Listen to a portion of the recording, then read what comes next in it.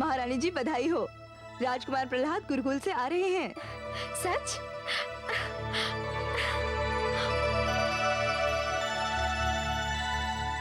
माते। पुत्र,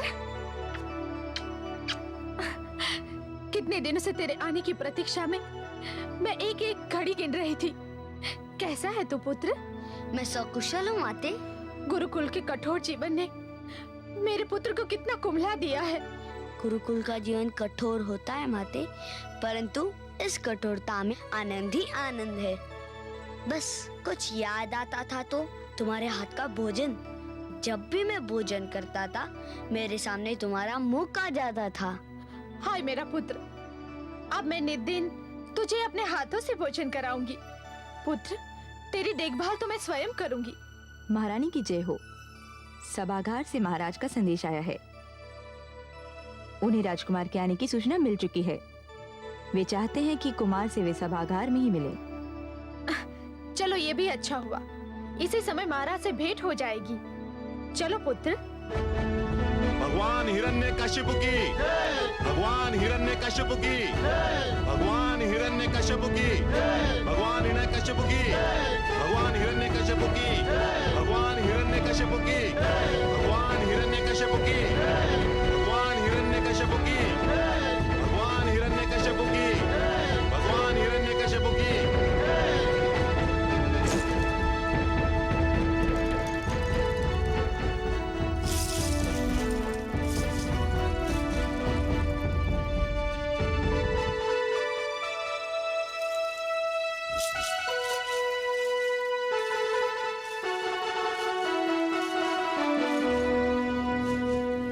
भगवान हिरण्यकशिपु की जय हो।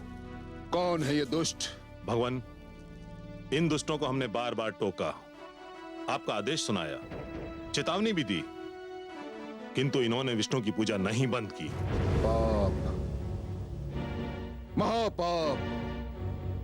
इन दुष्टों ने अपराध नहीं महापाप किया है। ले जाओ इन्हें और हमारी राजधानी के मुख्य मार्ग पर खड़ा करके चला दो, चलाकर रद्द कर दो इन्हें। जब इनके शरीर से अग्नि की लपटें निकलेंगी तभी इनको ज्ञात होगा कि भगवान कौन है, इनका वो विष्णु या फिर मैं हिरण्यकशिपु। हे असुरराज, तुम हमें जला सकते हो, किंतु हम भगवान विष्णु का नाम लेना नहीं छोड़ेंगे। नहीं छोड़ोगे? ले जाओ इन्हें। चलो।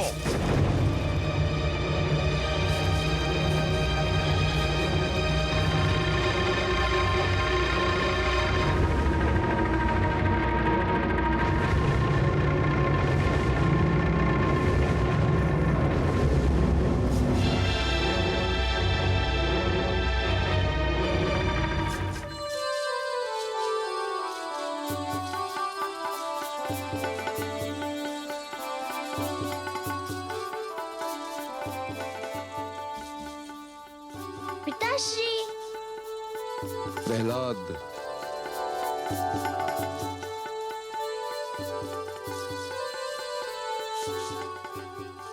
कैसा लगा तुम्हें गुरुकुल पुत्र? बहुत सुंदर पिताश्री। जानते हैं वहाँ मुझे बहुत से मित्र मिल गए हैं। वे मुझे बहुत प्यार करते हैं। मुझे उनके साथ रहना बहुत अच्छा लगता है। सुंदर, अति सुंदर। और तुम्हारे गुरु, उन्हें कैसा पाया तुमने? वे भी बहुत अच्छे और बहुत विनम्र हैं। मेरी देखभाल करते रहे। परंतु पिताश्री, उन्हें तो ये भी नहीं पता कि शिष्य को क्या पढ़ाना चाहिए। वे तो शिष्यों को एक असत्य पाठ पढ़ाते हैं। देखा कितना चतुर है मेरा पुत्र। इतनी छोटी सी आयु में इसने ये भी जान लिया कि सत्य और असत्य में क्या अंतर है। धन्य हो पुत्र, तुम धन्य हो। किंतु पुत्र, तुमने ये कैसे जान लिया कि तुम्हारे गुरु तुम्हें असत्य पाठ पढ़ा रहे हैं? उन्हें तो ये भी ज्ञान नहीं कि ईश्वर कौन है। मैं कुछ समझा नहीं। वे मुझे गुरुकुल में बने मंदिर ले गए और आपकी मूर्ति दिखाकर कहने लगे कि ये ईश्वर है, इनकी पूजा करो। और तुमने क्या कहा? मैंने कहा कि ये मेरी पिताश्री की मूर्ति है, ये ईश्वर नहीं है, ईश्वर कोई और है।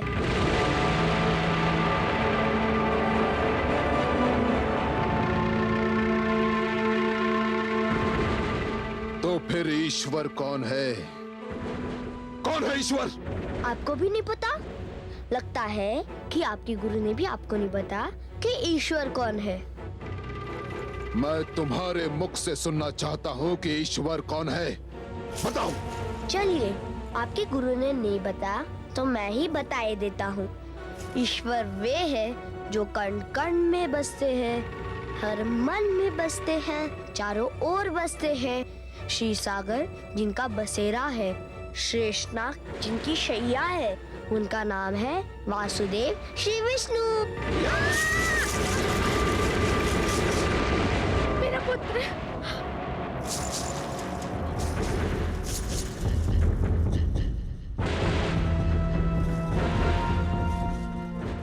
किसने दी इस बालक को ये विश्व भरी शिक्षा? कहाँ इसके मूर्ख और निकम्मे शिक्षक? कहाँ है वो? देखा कमल नयन, वही हुआ जिसका मुझे भय था। हिरण्यकशिपु ने पुत्र प्रहलाद पर अपने प्रकोप का द्वार खोल दिया है। अत्याचार आरंभ हो गया है। इतने प्यारे और कोमल बालक को निर्दयता से उठाकर फेंकते हुए उस दुष्ट को दया नहीं आई। हाँ महादेवी, कथा आरंभ हो गई है। ये वो कथा है जो हर युग में सत्य की पताका फहराने वालों को प्रेरणा देगी। पर आप घबराइए मत। जो पुष्प खिलने वाला होता है वो खिलकर ही रहता है। धूप उसे कुम्हला नहीं सकती महादेवी। जो प्रकाश फैलने वाला होता है वो फैलकर ही रहता है। अंधेरा उसकी राह नहीं रोक सकता। हिरण्यकशिपु ने प्रकोप का नहीं, अपने पतन का द्वार खोल दिया है। अब आप देखिए क्या होता है। हिरण्यकशिपु ने इस सत्य को पहली बार सुना है और उसका दंड यह है कि यही सत्य उसे बार बार सुनना होगा। मैंने गुरुदेव के कहने पर प्रहलाद की शिक्षा दीक्षा आप दोनों को सौंपी थी। मैंने सोचा था कि आप उसे वही शिक्षा देंगे जिसका गुरुदेव ने आदेश दिया था। मैंने सोचा था कि जब मेरा पुत्र गुरुकुल से लौटेगा तो वो सब कुछ सीख चुका होगा। क्या क्या सपने देखे थे मैंने, क्या क्या सपने देखे थे। मैंने सोचा था इस शिक्षा प्राप्त करके मेरा पुत्र मेरी परंपरा को आगे बढ़ाएगा, मेरा मान बढ़ाएगा, मेरे नाम को ऊंचा करेगा। परंतु आपने उसे सर्वथा उल्टी शिक्षा दी।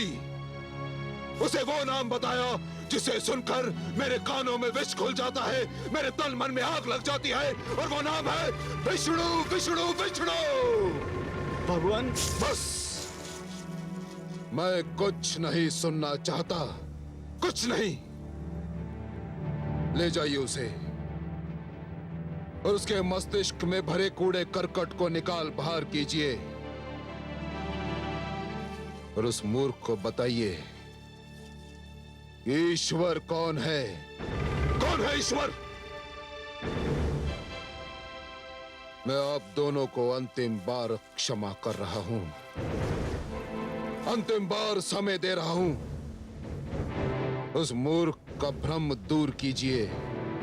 यदि ना किया तो आप दोनों मेरे दंड से बच नहीं पाएंगे।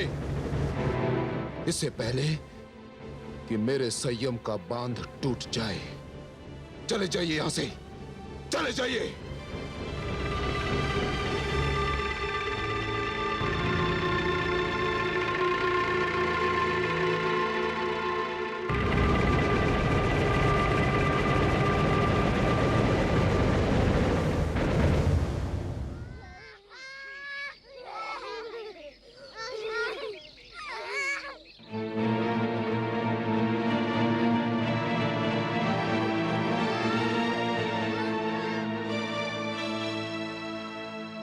यह तुम्हारी शैया है राजकुमार। संध्या हो गई है, अब तुम विश्राम कर लो। हे गुरु, मुझे खेद है कि मेरे कारण आपका अपमान हुआ। अभी तो केवल अपमान हुआ है। यदि अभी तुमने हमारी बात नहीं सुनी असुर नीति का अध्ययन नहीं किया तो अगली बार हमारा वध भी हो सकता है। जग की ये रीति है कि शिष्य गुरु को दक्षिणा देते हैं, परंतु तुम्हारे रूप में हमको एक ऐसा शिष्य मिला है जो दक्षिणा के बदले दंड दिलाने के लिए तत्पर है। शिष्य का धर्म है कि गुरु को सुख पहुंचाना, उनकी सेवा करना। जिस शिष्य के कारण उनके गुरुजन को कष्ट हो, दुख हो, उस शिष्य के जीवन को धिक्कार है। तो फिर हमें वचन दो, जो हम कहेंगे वही करोगे। मैं ये वचन तो नहीं दे सकता, परंतु मैं ये वचन अवश्य दे सकता हूँ कि मेरे कारण आपको कभी कोई कष्ट नहीं होगा।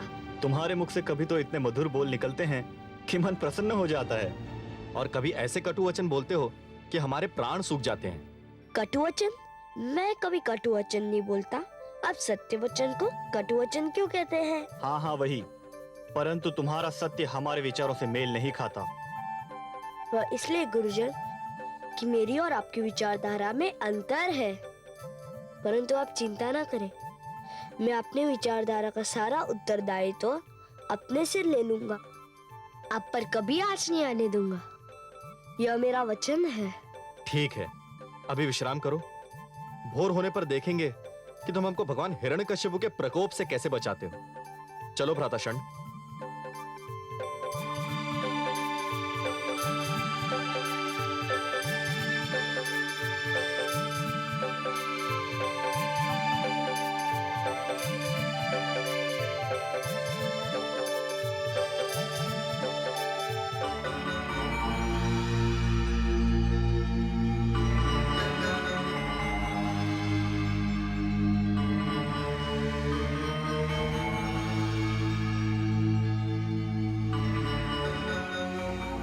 स्वामी,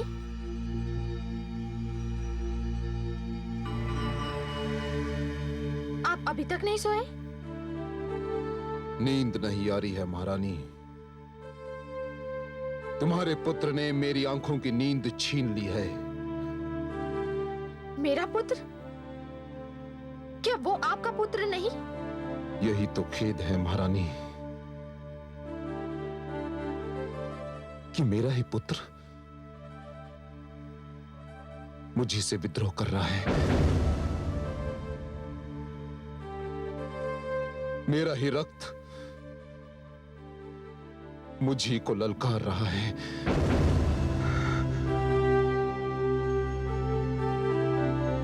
एक रात्रि वो थी जब वो यहां आने वाला था। उस रात्रि प्रसन्नता के कारण मुझे नींद नहीं आ रही थी,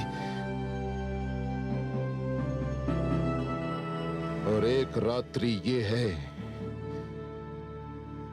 जब उसकी बातों ने मेरे तन मन में आग लगा दी है।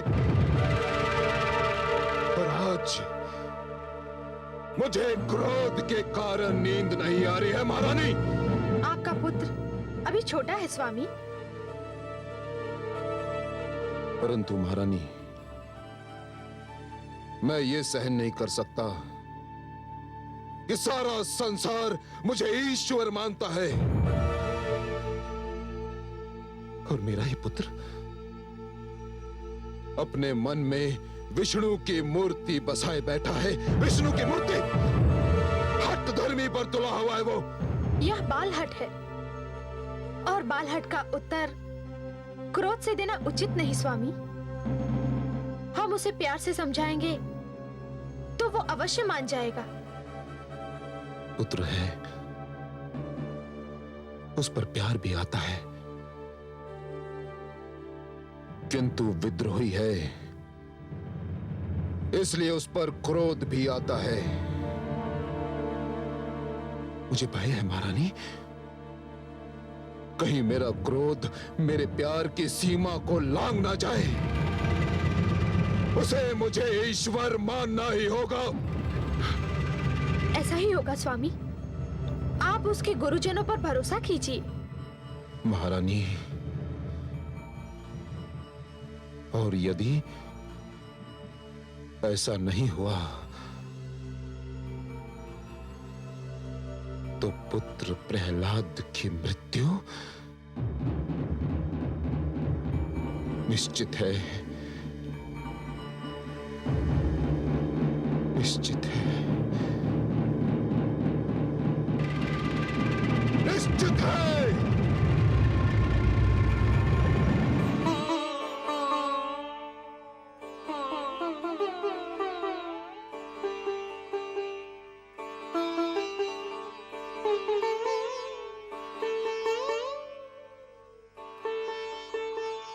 मित्र प्रहलाद, राजकुमार,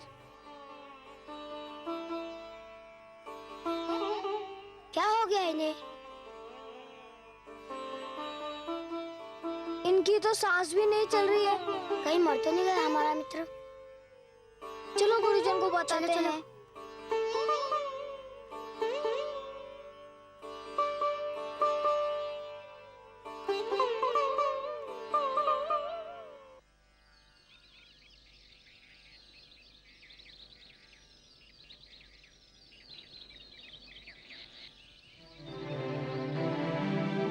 गुरुदेव गुरुदेव शीघ्र चलिए, राजकुमार प्रहलाद को कुछ हो गया।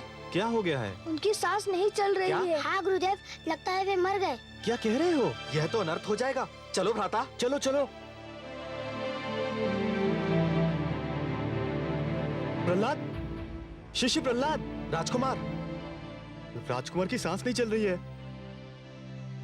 नाड़ी भी नहीं चल रही है। हम तो मारे गए भ्राता क्षण। ये किस संकट में डाल दिया राजकुमार ने?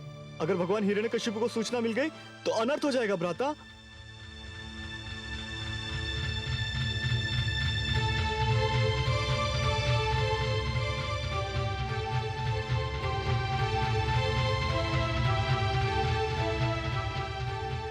क्या हुआ? आप लोग इतने भयभीत क्यों दिखाई दे रहे हैं? भयभीत? आपने तो हमारे प्राण ही संकट में डाल दिए थे।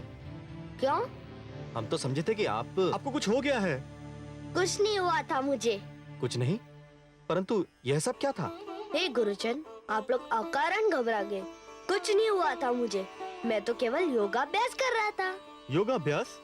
हाँ, इसे शवासन कहते हैं। शवासन? हाँ, इसे योग मुद्रा भी कहते हैं। इसमें श्वास को भीतर ही खींचकर भीतर ही रोक लिया जाता है और प्राणों को शरीर के ब्रह्मांड में अर्थात मस्तिष्क में स्थिर कर दिया जाता है। इससे शरीर और मस्तिष्क दोनों को शक्ति मिलती है। हे कमल नयन, क्षण भर के लिए तो मैं भी स्तब्ध रह गई। मुझे अचरज हो रहा था कि पुत्र प्रहलाद की जीवन लीला इतनी शीघ्र कैसे समाप्त हो गई। महादेवी, पुत्र प्रहलाद की जीवन लीला अभी तो आरंभ ही नहीं हुई है, तो वो समाप्त कैसे होगी? प्रहलाद प्राणायाम का अभ्यास कर रहा था। प्राणायाम जो योग क्रिया का एक अंश है, श्वास पर नियंत्रण पाने का गुर है। और हे देवी, श्वास जीवन का दूसरा नाम है। जो श्वास पर नियंत्रण पा लेगा वो जीवन पर नियंत्रण पा लेगा। ये सब पुत्र प्रहलाद को देवर्षि ने सिखाया था। हाँ महादेवी, देवर्षि ये जानते हैं कि इस योग क्रिया का महत्व आने वाले युगों में जाकर ही जान पड़ेगा।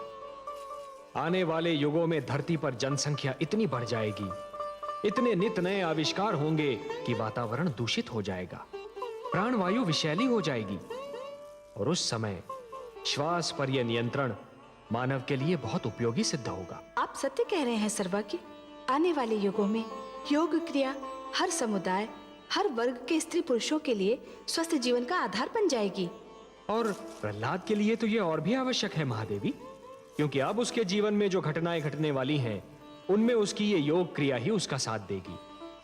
प्राणायाम, श्वास पर यह नियंत्रण भू जल वायु हर स्थान पर काम आता है और उसने ये नियंत्रण क्रिया स्वयं देवर्षि से सीख ली है।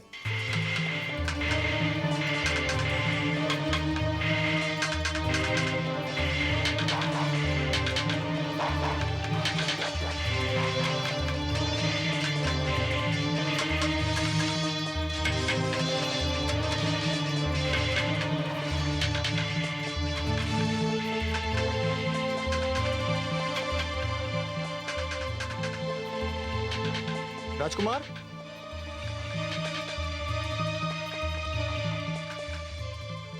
हे गुरुदेव, मैं आपसे कितनी बार विनती कर चुका हूँ कि आप मुझे शिष्य कहकर बुलाया करें, राजकुमार नहीं। चलो यूं ही सही, परंतु तुम दूसरे असुर बालकों की भांति शस्त्र विद्या में रुचि क्यों नहीं लेते?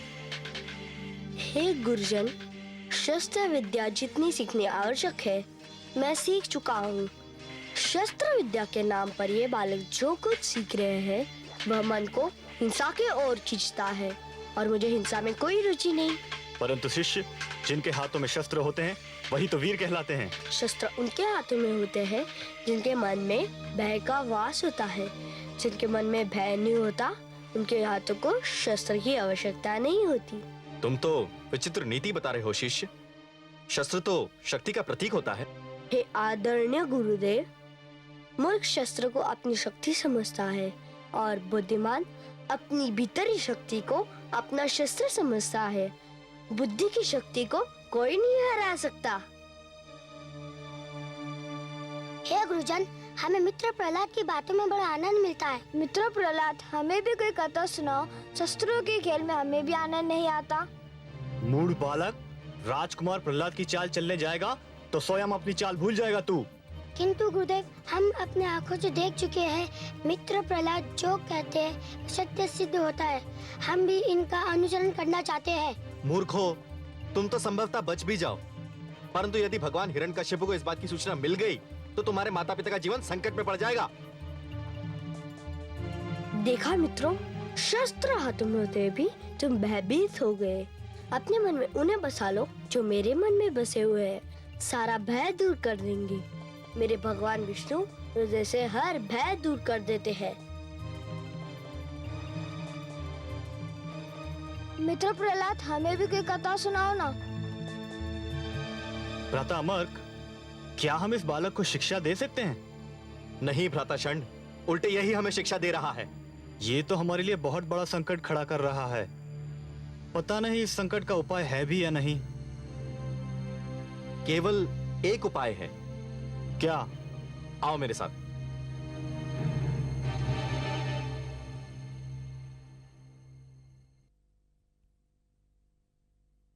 महारानी की जय हो।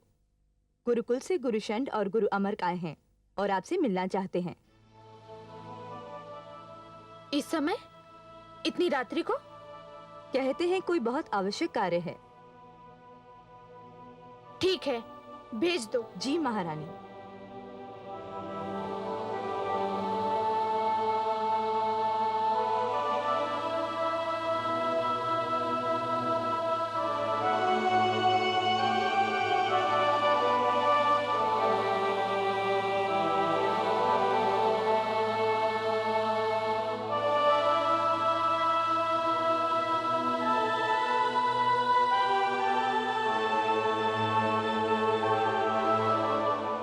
प्रणाम राजमाता।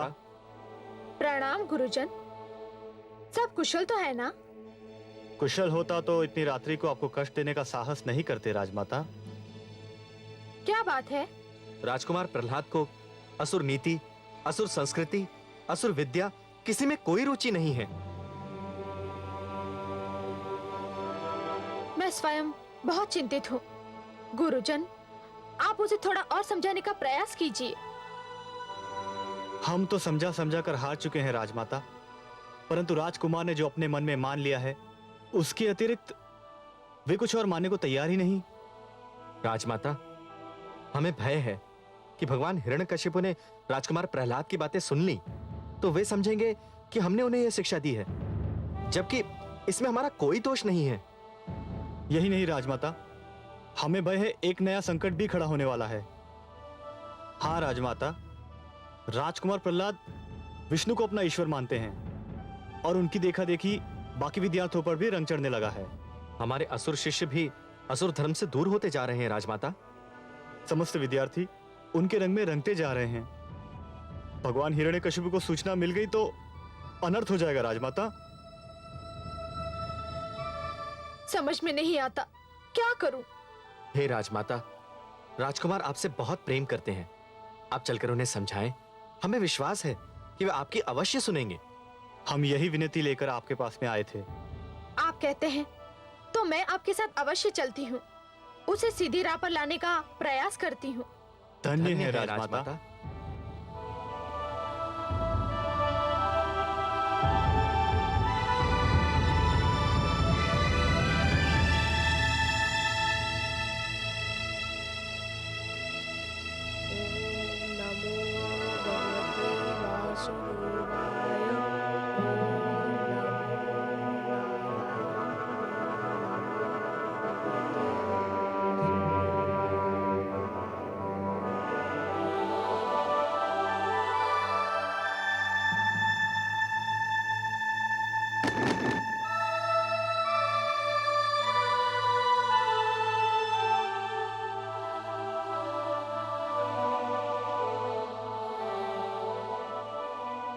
पुत्र प्रहलाद।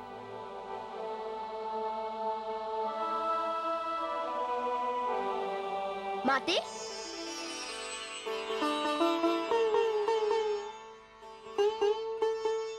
माते, आपको देखकर मेरा मन प्रसन्न हो गया।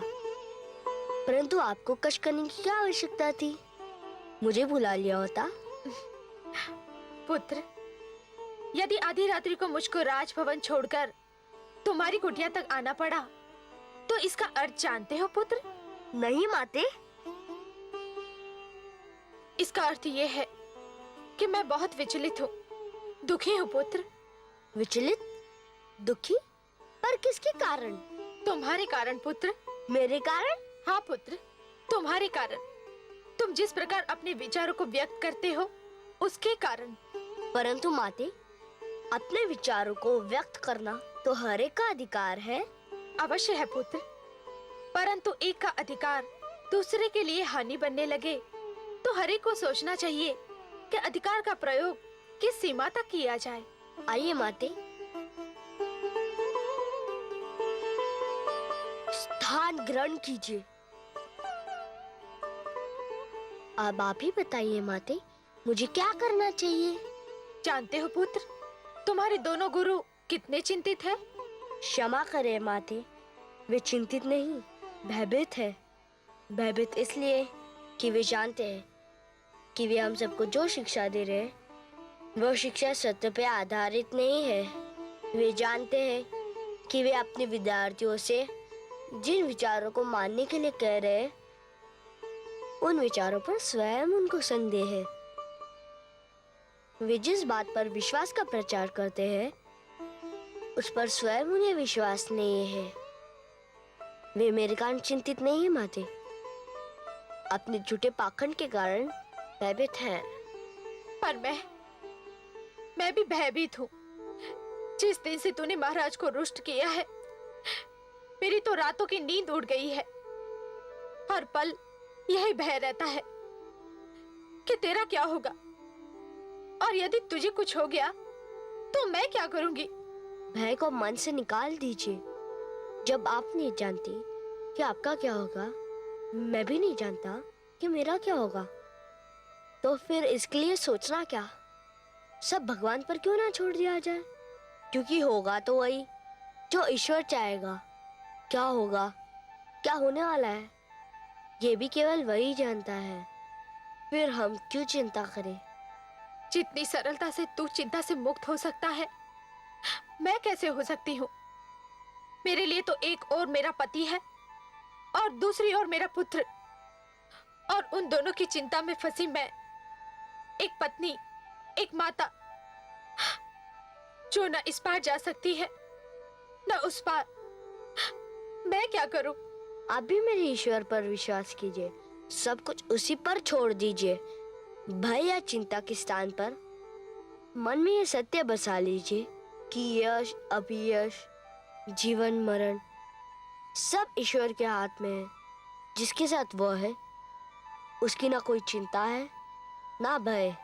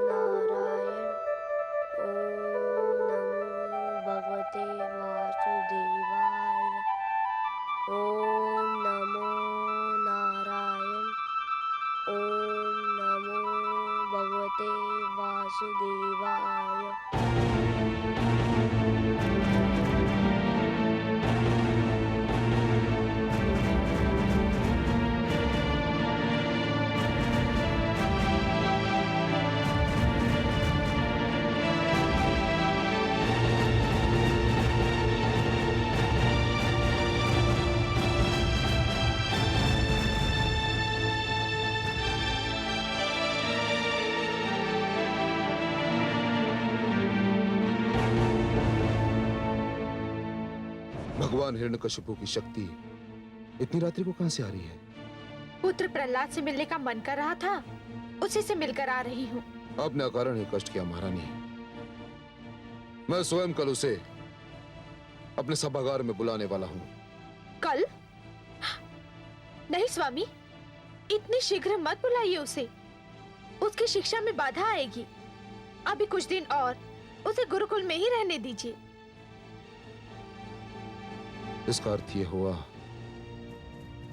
कि उसे मिलने के पश्चात आपको ये ज्ञात हुआ कि वो गुरुकुल में वो कुछ नहीं सीखा जो उसके गुरु उसे सिखाना चाहते थे। ऐसा नहीं है स्वामी, पर उसे थोड़ा समय और मिलना आवश्यक है। नहीं महारानी,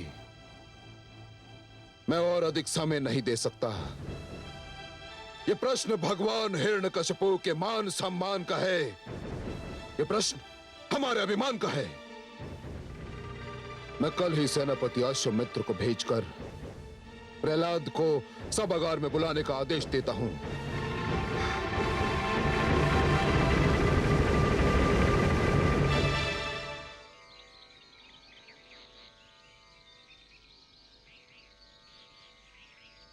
हमारी इतनी विनती तो सुन लें। आप भगवान हिरण्यकशिपु की प्रार्थना करें या ना करें, उनकी स्तुति तो कंटेस्ट कर लें। हे गुरुदेव, अब जानते हैं कि आप जो कह रहे हैं वह मेरे पिताश्री के भय से कह रहे हैं, अपने मन से नहीं। अब जानते हैं कि किसी राजा की स्तुति नहीं की जाती, केवल ईश्वर की स्तुति की जाती है, और मेरे ईश्वर नारायण है। मुझे उनकी स्तुति कंठस्थ है। मित्र, हमें भी बताओ क्या स्तुति है? सुनोगे? हाँ हाँ, अवश्य सुनेंगे। अरे अरे, यह क्या अनर्थ कर रहे हो? हम मित्र प्रहलाद से स्तुति सुनेंगे। तो सुनो, आओ मेरे साथ।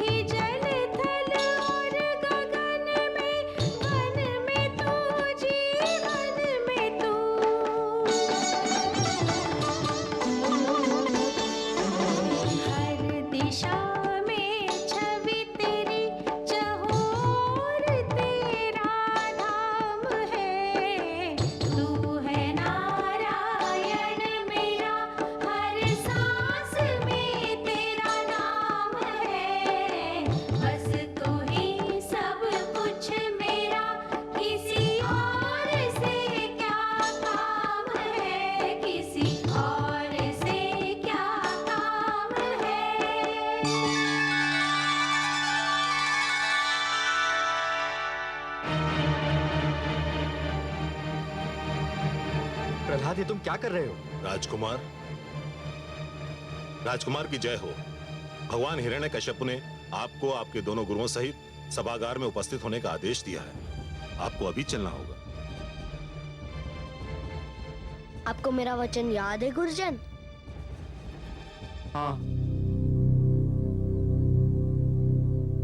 महारानी की जय हो। आपने बुलाया मुझे? हाँ चित्रा, राजकुमार प्रहलाद असुर सभागार में पधारने वाले हैं। तुम राजभवन के बाहर जाकर उनकी प्रतीक्षा करो और जैसे ही उनका रथ आए मेरा संदेशा दो कि सभागार जाने से पहले मुझसे एक बार अवश्य मिल लें। जो आज्ञा महारानी। देखना वह मुझसे मिले बिना सभागार न जाने पाए। महारानी के आदेश का पालन होगा।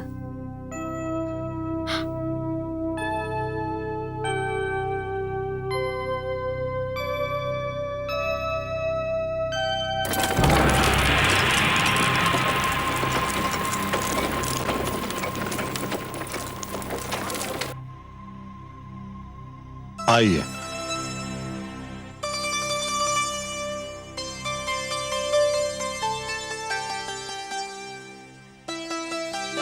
चलो सारथी। राजकुमार की जय हो। क्या बात है? राजमाता चाहती हैं कि भगवान के सभागार में जाने से पहले आप उनसे अवश्य मिल लें। गुरुजन, आप अतिथिशाला में विश्राम कीजिए, मैं माताजी से मिल के आता हूँ।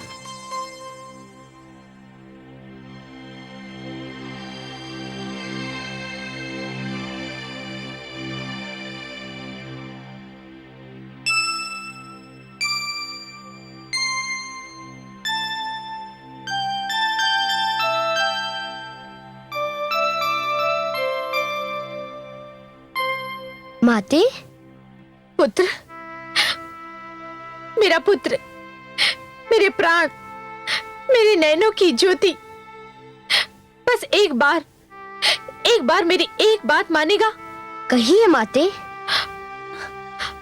अपने लिए ना सही, मेरे लिए, अपनी माँ के लिए, मन से ना सही, केवल मुख से एक बार अपने पिता को भगवान कह दे पुत्र।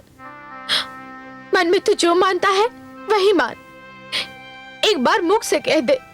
माते, अब एक बात मैं पूछूं? क्या?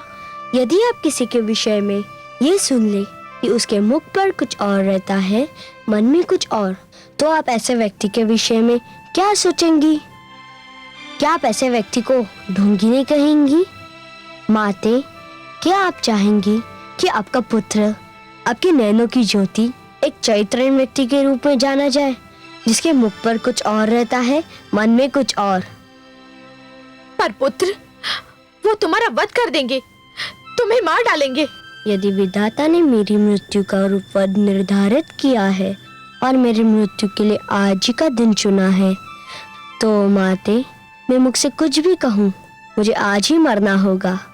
और यदि मुझे आज नहीं मरना है, तो मैं मुख से जो भी कहूँ, मुझे आज कोई नहीं मार सकता।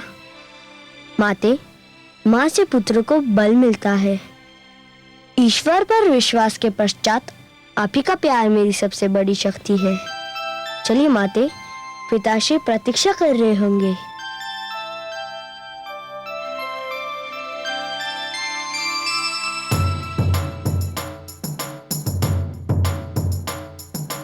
सर्वशक्तिमान भगवान हिरण्यकश्यप की जय हो।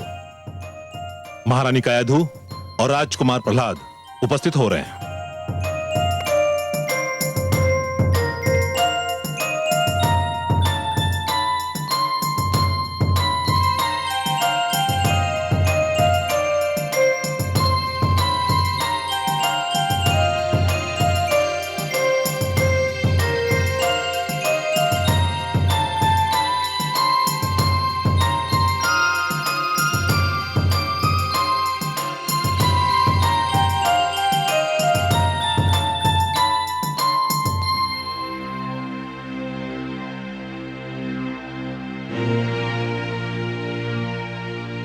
मैं पूज्य पिताश्री के दर्शन पाकर धन्य हो गया। आयुष्मान भव। पुत्र, बताओ तुम्हारे गुरुजनों ने तुम्हें क्या शिक्षा दी? हे पूज्य पिताश्री, मेरे गुरुजन ने मुझे वो सारी शिक्षा दी जो उनके पास है। यदि उस शिक्षा का कुछ अंश मैं ग्रहण कर सका तो इसका श्रेय मेरे गुरुजन को है, और यदि उसका कुछ अंश मैं ग्रहण नहीं कर सका तो इसमें सारा दोष मेरा अपना है। मेरे गुरुजन श्री शन और श्री अमर, उनका कोई दोष नहीं है। क्या उन्होंने तुम्हें बताया कि ईश्वर कौन है? हे पूज्य पिताश्री, उन्होंने मुझे वो सब कुछ बताया जो आपने उन्हें बताने का आदेश दिया था। तो बताओ, ईश्वर कौन है? ईश्वर वो है जिसके आगे सब सिर झुकाते हैं। ईश्वर वो है जो सबका पूज्य है। सुंदर, अति सुंदर। ईश्वर वो है जो सर्वशक्तिमान है। उत्तम, अति उत्तम। ईश्वर वो है जिसके अस्तित्व को कोई नकार नहीं सकता। सत्य, सर्वथा सत्य। ईश्वर वो है जिसे मैं देख रहा हूँ, जो सर्वव्यापक है। धन्य हो पुत्र, धन्य हो। बस तुम बोलते जाओ, बोलते जाओ। ईश्वर वह है जो मेरे हृदय में वास करता है। ईश्वर वह है जो मेरे समक्ष है। मैं प्रसन्न हूँ, अति प्रसन्न। राजकुमार प्रहलाद की जय! राजकुमार प्रहलाद की जय! राजकुमार प्रहलाद की जय! राजकुमार प्रहलाद की जय! राजकुमार प्रहलाद की जय! हर्षित हूँ मैं, अति हर्षित। पुत्र, मेरा मन तुम्हारे सुंदर वचन सुनकर झूम उठा है। तुमने अंततः मुझे, भगवान हिरण्यकशिपु को अपना ईश्वर मान ही लिया। मैंने ये तो नहीं कहा पिताश्री, मैं तो आपकी आज्ञा अनुसार ये बता रहा था कि ईश्वर कौन है। ये तुम क्या कह रहे हो? क्या मैं तुम्हारे लिए पूज्य नहीं हूँ? अवश्य है। तो फिर आप मेरे पिता हैं महाराज, और पिता संतान के लिए पूज्य ही होता है। किंतु तुमने कहा कि ईश्वर वो है जो सर्वशक्तिमान होता है। ईश्वर वो है जिसे तुम देख रहे हो। ईश्वर वो है जो तुम्हारे समक्ष है। तो फिर मैं ही सर्वशक्तिमान हूं। मुझे ही तुम देख रहे हो और मैं ही तुम्हारे समक्ष हूं। ये सत्य है पिताश्री कि मैं आपको देख रहा हूँ, आप मेरे समक्ष है, परंतु मेरा मन किसी और की लीला देख रहा है। मेरे मन के आंखों के समक्ष कोई और है। किसे देख रहे हो तुम? कौन है तुम्हारे मन की आंखों के समक्ष? बोलो। जो मेरे मन में वास करता है, जो मेरा ईश्वर है। कौन है तुम्हारा ईश्वर? जो सबका ईश्वर है, जो अजन्मा है, अनादि है, अनंत है। मूढ़, धूर्त, उसका नाम तो बता। सहस्त्र नाम है उसके। जनार्दन, जगदीश्वर, परमेश्वर, सर्वेश्वर, वासुदेव। पर जो नाम मुझे सबसे सुंदर लगता है वो है विष्णु, भगवान विष्णु।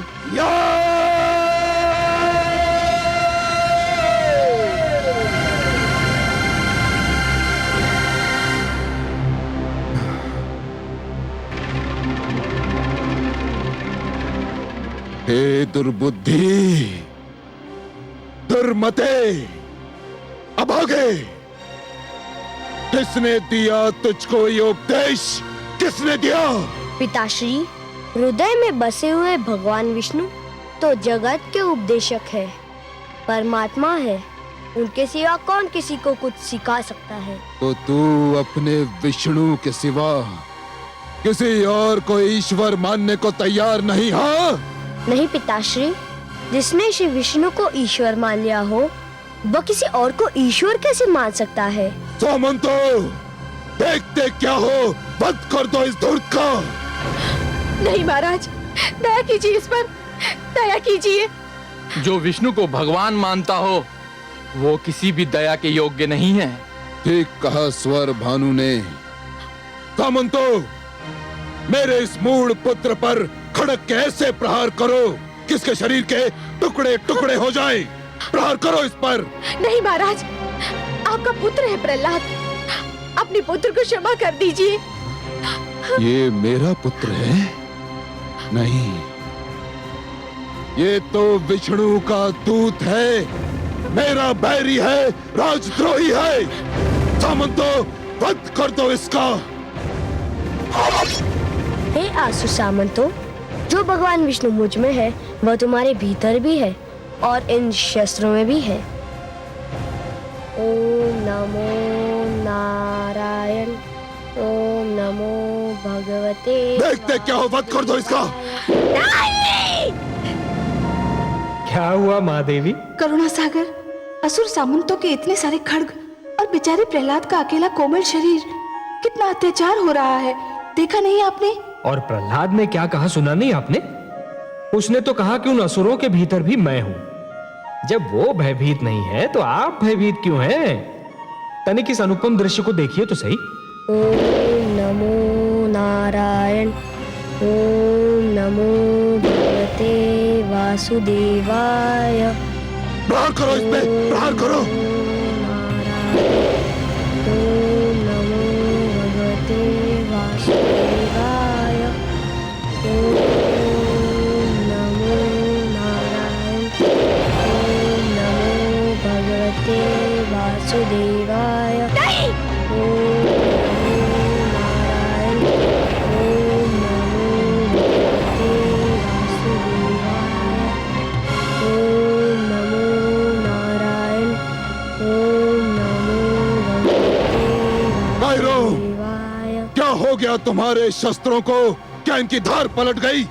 अब खड़े खड़े मेरा मुंह क्या देख रहे हो? समाप्त कर दो मेरे बैरी को, समाप्त कर दो इसे। नहीं, रुक जाइए सामंतगढ़। आपने एक बार प्रयास करके देख लिया, कुछ नहीं बिगाड़ सके मेरे पुत्र का। अब मैं तुम्हें दोबारा प्रयास नहीं करने दूंगी। महारानी, हट जाइए बीच से। मेरे और मेरे शत्रु के बीच आने का किसी को अधिकार नहीं, फिर चाहे वो मेरी पत्नी क्यों ना हो। महाराज, मैं आपकी पत्नी अवश्य हूँ, परंतु मैं प्रहलाद की माँ भी हूँ। एक माँ को अपने पुत्र की रक्षा करने का पूरा अधिकार है। मैं भी पिता हूँ इसका, मैंने भी प्रेम किया था इससे, किंतु इस धूर्त ने विष्णु को अपना ईश्वर मानकर मेरे प्रेम को घृणा और क्रोध में बदल दिया। मैं इसे कदापि क्षमा नहीं कर सकता, कदापि नहीं। आप हट जाइए बीच से। आप क्षमा नहीं कर सकते क्योंकि आप पिता है इसके। मैं इसका वध नहीं देख सकती क्योंकि मैं माँ हूँ इसकी। मैंने इसे अपने गर्भ में पाला है। इसके जन्म पर प्रसव पीड़ा सही है मैंने। अपने रक्त को दूध में बदलकर इसका पेट भरा है। मैं इसकी पीड़ा पर तड़पी हूँ, इसके रोने पर रोई हूँ, इसके साथ रात रात भर जागी हूँ। आपने ये कुछ नहीं सहा महाराज, कुछ नहीं किया आपने। भला एक पिता भीतर की पीड़ा को कैसे समझ सकता है? महारानी, तो फिर आज आपको अपने पति और पुत्र में से किसी एक को चुनना होगा, किसी एक को। ऐसा मत कहिए महाराज, इतनी कड़ी परीक्षा मत लीजिए मेरी। तो फिर हट जाइए बीच से, हट जाइए। मैं तो ये भी नहीं कर सकती क्योंकि आप मेरे सुहाग हैं और प्रहलाद मेरा रक्त। मैं किसी को भी नहीं छोड़ सकती, परंतु हाँ, इतना अवश्य कह सकती हूँ कि मेरे पति की आज्ञा का पालन करो और कर दो मेरे पुत्र का वध। किंतु उससे पहले मेरे तन के टुकड़े टुकड़े कर दो मेरे तन के टुकड़े।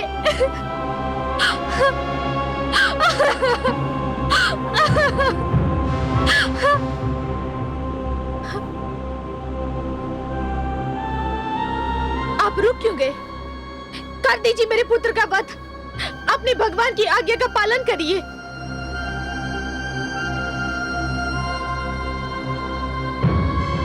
जाने दीजिए भगवान, छोड़ दीजिए। नास्तिक प्रहलाद के साथ अपनी प्राण प्रिय महारानी से भी हाथ धो लेना बुद्धिमत्ता नहीं है। जीवन मृत्यु के प्रवेश के लिए अनेक द्वार रखता है। मृत्यु किसी भी द्वार से प्रवेश कर सकती है। अपनी सेवा का कुछ अवसर मुझ तुच्छ सेवक को भी दीजिए। इस समय प्रहलाद को छोड़ ही दीजिए। पर ये दुर्मति मेरे राज्य में नहीं रह सकता। कैसे रह सकता है?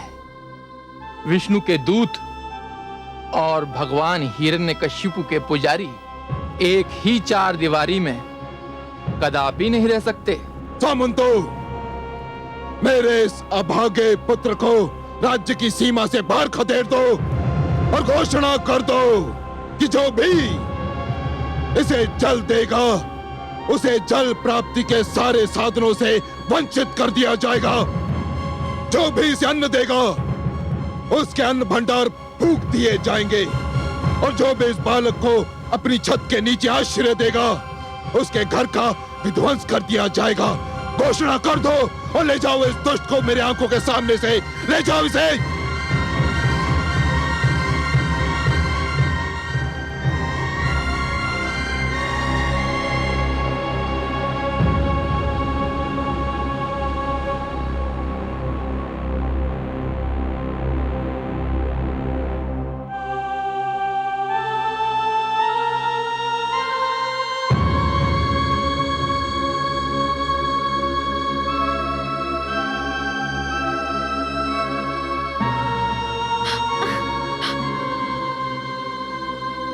पुत्र, मेरा पुत्र।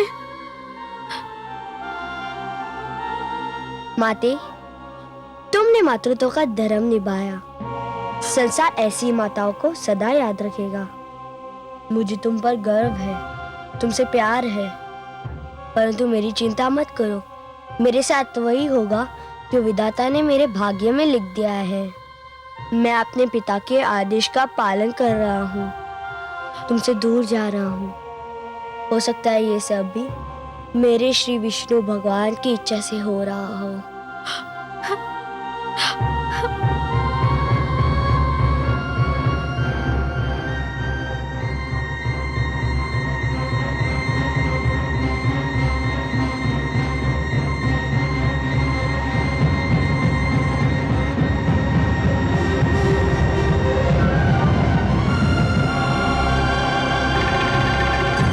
हे कमल नयन, पुत्र प्रहलाद को दुष्ट हिरण्यकशिपु ने अपने राजभवन से निकाल दिया है। अन्न, वस्त्र और आश्रय के सारे द्वार उसने बंद कर दिए हैं। परंतु वो क्रांतिकारी है महादेवी। क्रांति करके समस्त संसार को बदलने निकला है वो। अरे महादेवी, जो क्रांति करके समस्त संसार को बदलना चाहता है उसे सबसे पहले स्वयं को बदलना पड़ता है। फूलों की सेज को छोड़कर एक क्रांतिकारी को पथरीली खुरदरी भूमि को अपनी शैया बनाना पड़ता है। राजभवन का सुखद जीवन भूलकर कांटों की राह पर चलना पड़ता है। क्रांति की पहली मांग है त्याग, और त्याग की पहली मांग है सहनशीलता। अब देखना यह है महादेवी कि पुत्र प्रहलाद त्याग और सहनशीलता की परीक्षा में कितना सफल होता है। परंतु हे कमल नयन, प्रहलाद तो बिल्कुल अकेला है। उसका साथ देने वाला कोई भी नहीं है। सभी तो उसका विरोध कर रहे हैं। हर क्रांतिकारी शुरू में अकेला ही होता है महादेवी। सारे उसके विरोधी होते हैं, परंतु जैसे जैसे उसके विचारों का ताप बढ़ता जाता है, विरोध का हिम पिघलने लगता है। उसके विचारों से सहमत होने वालों की संख्या प्रतिदिन बढ़ती जाती है। हाँ, इसमें समय अवश्य लगता है। पत्थर के कण को रत्न बनने के लिए बहुत यातनाएं झेलनी पड़ती हैं महादेवी। और फिर वो अकेला कहां है? उसका विश्वास उसके साथ है, और जहां विश्वास है वहां मैं हूं। जानती हूं मैं, परंतु हिरण्यकशिपु को ये नहीं करना चाहिए। कैसा कठोर है वो। पिता होते हुए भी अपने ही पुत्र पर इतना घोर अत्याचार। कैसा पिता है ये दुष्ट। हिरण्यकशिपु क्या जाने महादेवी कि स्वयं अपने पुत्र प्रहलाद को अत्याचार का लक्ष्य बनाकर वो अपने ही लिए महाविद्रोह का निमंत्रण दे रहा है। उसका हर बढ़ता हुआ पग उसे उसके पतन के निकट ले जा रहा है।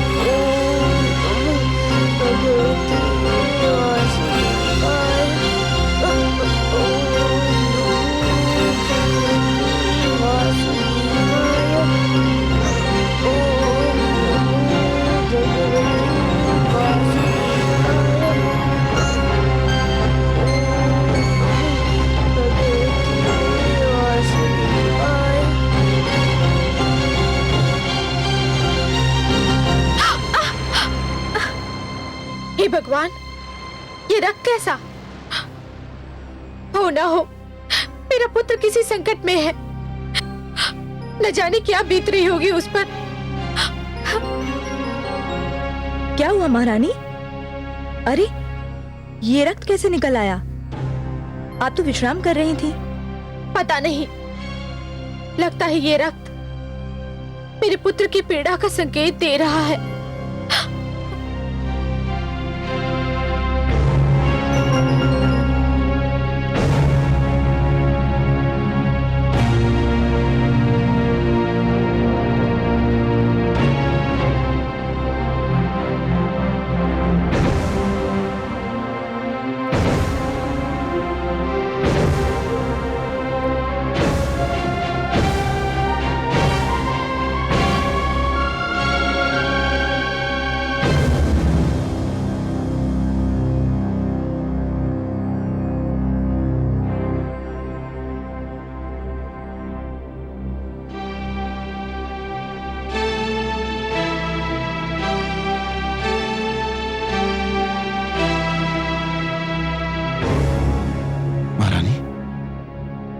ये क्या हुआ?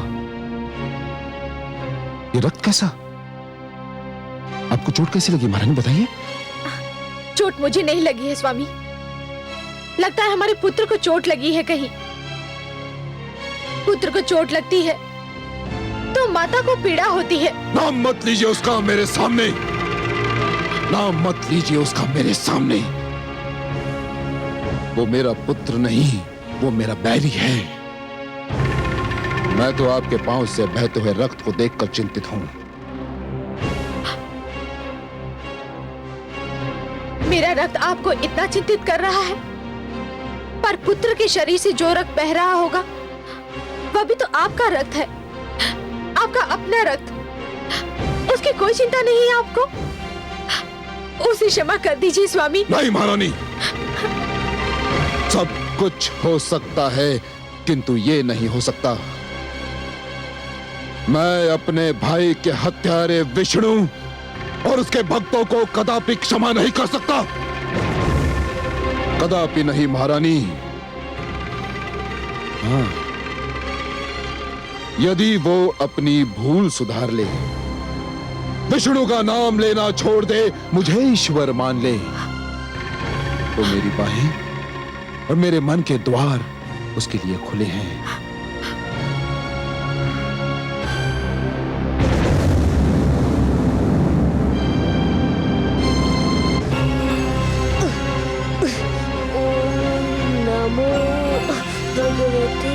वासुदेवाय। ओम नमो भगवते वासुदेवाय। ओम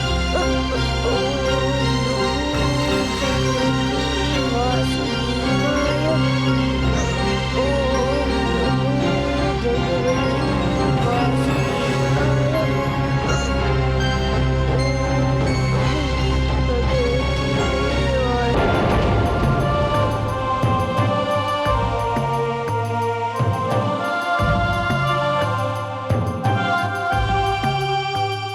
नारायण नारायण।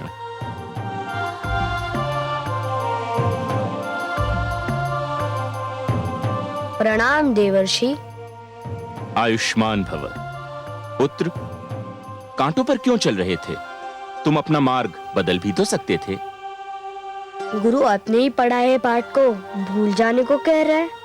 हे देवर्षि, आप ही ने तो कहा था कि विश्वास का मार्ग कभी ना छोड़ना, वासुदेव को कभी ना भूलना। परंतु पुत्र, इन कांटों ने तो तुम्हारे पांव को लहलुहान कर दिया है, तुम्हें पीड़ा हो रही होगी। शरीर नश्वर है देवर्षि, कांटा चुभेगा तो पांव से लहू अवश्य निकलेगा।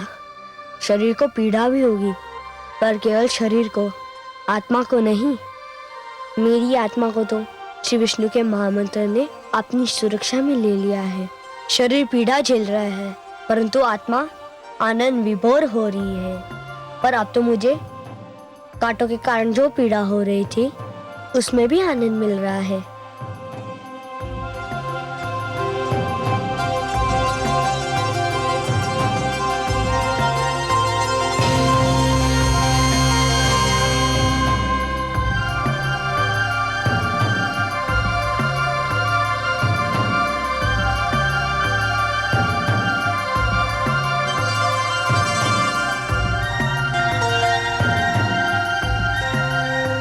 यह क्या किया आपने देवर्षि?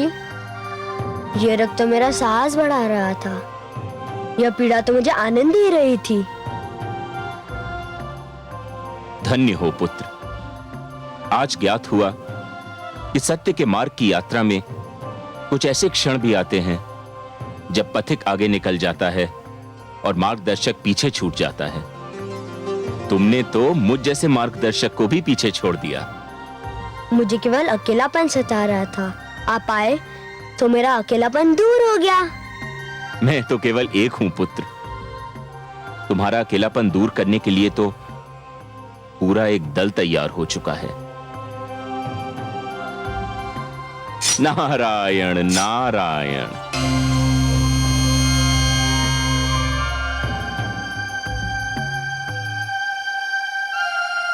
ओम नमो नारायण।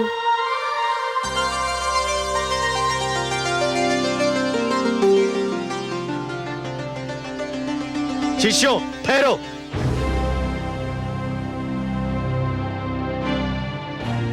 ये सबके सब तुम कहाँ भागे जा रहे हो? हम जा रहे हैं गुरुदेव। अरे वह तो हम भी देख रहे हैं, परंतु कहाँ जा रहे हो? अपने मित्र के पास। मित्र के पास? हाँ, हम राजकुमार प्रहलाद को खोजने जा रहे हैं। हम उन्हीं के साथ रहेंगे। अरे मूर्खों, सर्वनाश होगा तुम्हारा भी और हमारा भी।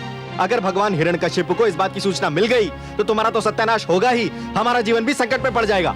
प्रहलाद ने भगवान हिरण्यकशिपु को ईश्वर न मानने का अपराध किया है, इसलिए उसे दंड दिया गया है। तुम क्यों दंड को निमंत्रण देते हो? वह अपराध तो हमने भी किया है गुरुदेव। हमने भी श्री विष्णु को अपना ईश्वर माना है।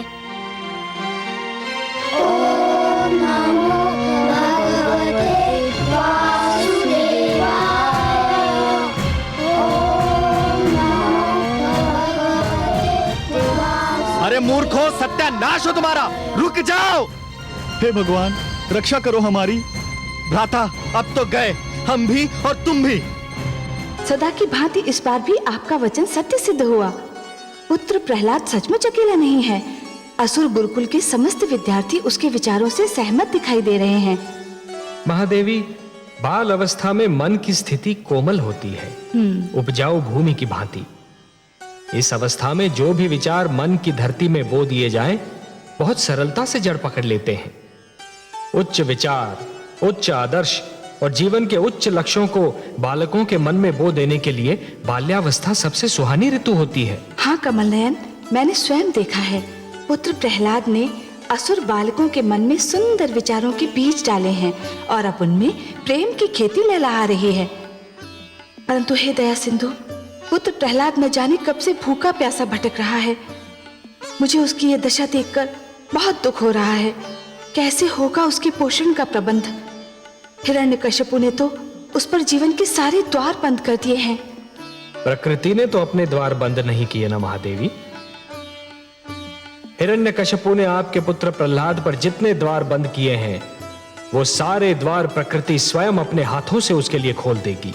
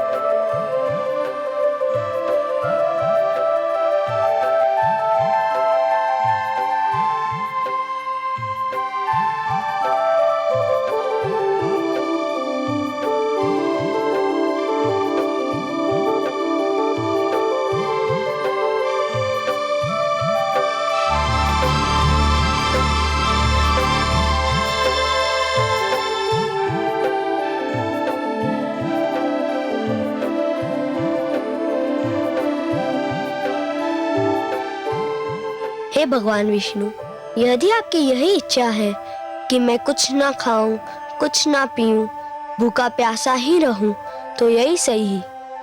मैं आपकी इच्छा के आगे सिर झुकाता हूँ। मैं भूखा प्यासा रहकर भी आपका नाम जपता रहूंगा, आपके नाम का मंत्र पढ़ता रहूंगा। ओम नमो भगवते वासुदेवाय।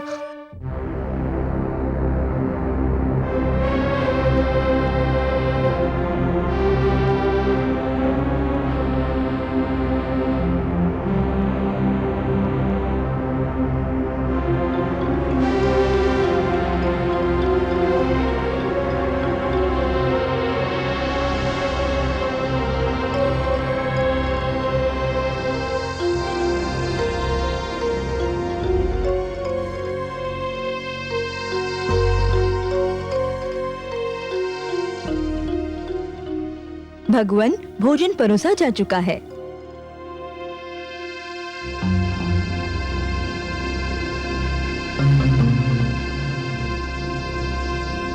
आइए महारानी। नहीं महाराज, आप भोजन कर लीजिए, मुझे इच्छा नहीं है। क्यों? जब ये ध्यान आता है कि मेरा लाल भूखा प्यासा कहीं भटक रहा होगा, अन्न के एक एक दाने और जल की एक एक बूंद को तरस रहा होगा, तो ये स्वादिष्ट व्यंजन, ये भोजन मुझे विष दिखाई देता है। सोने चांदी के ये बर्तन मुझे हलाहल के प्याले लगने लगते हैं। यदि आज वो भूखा है, प्यासा है, भटक रहा है, तो उसका उत्तरदायी वो स्वयं है। उसने अपने हाथों से अपने जीवन को नर्क बना लिया है, और यदि वो अपने हठ पर अड़ा रहा तो वो इस नर्क से निकल भी नहीं पाएगा महारानी, कभी नहीं। क्यों इतनी निर्दयता पे उतर आए हैं आप? नहीं महारानी, मैं निर्दयी नहीं हूं, नहीं हूं मैं निर्दयी। यदि आज वो अपनी हार मान ले और मुझे ईश्वर मानकर मेरे चरणों में अपना शीश नवा दे, तो मैं अपने हाथों से उसके पांव तले फूल बिछा दूं, अपने हाथों से उसे सोने का कौर खिलाऊं, अपने हाथों से थपक थपक कर अपनी गोद में सुलाऊं। हाँ महारानी, यह भगवान हिरण्यकशिपु का वचन है। चलिए भोजन ग्रहण कीजिए।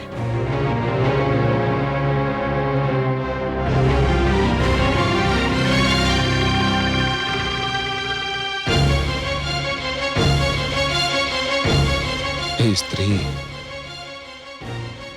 मैं भगवान होकर तुझे समझ नहीं पाया, तुझे कोई समझ नहीं सकता।